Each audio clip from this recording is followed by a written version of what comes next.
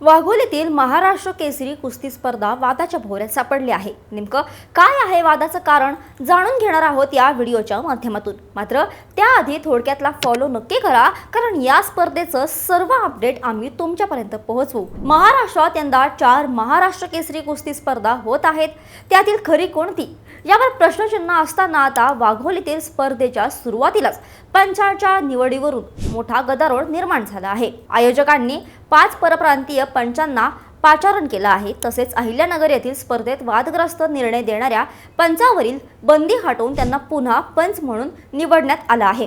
या दोनही गोष्टींवर तीव्र आक्षेप घेतले जात आहेत। राज्यात 485 पंचांची फौज असताना आणि दरवर्षी होणारी शिबिरं असताना आयोजकांना महाराष्ट्रातील पंच मिळाले नाहीत का, असा सवाल पैलवान निकुम दत्तात्रय उभे यांनी उपस्थित केला आहे। एकेकाळी दिल्ली, हरियाणात महाराष्ट्रातील पंचांचा दबदबा होता, मात्र महाराष्ट्रात त्यांनाच डावललं जात असल्याचा आरोप आहे। तर दुसरीकडे अहिल्यानगर येथील स्पर्धेवेळी पृथ्वीराज मोहोळ आणि शिवराज राक्षे यांच्यातील लढत वादग्रस्त ठरली होती।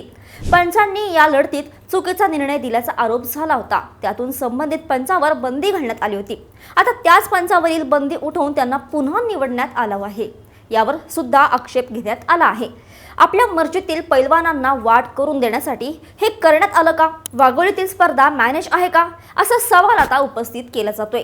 तुम्हाला काय वाटतं? वाघोलीतील स्पर्धेत गैरप्रकार होण्याची शक्यता आहे का? तुमचं मत खाली कमेंटमध्ये नक्की सांगा आणि अशाच महत्त्वाच्या अपडेटसाठी थोडक्यातला फॉलो आणि सबस्क्राईब करायला विसरू नका। बातमी म्हणजे थोडक्यात।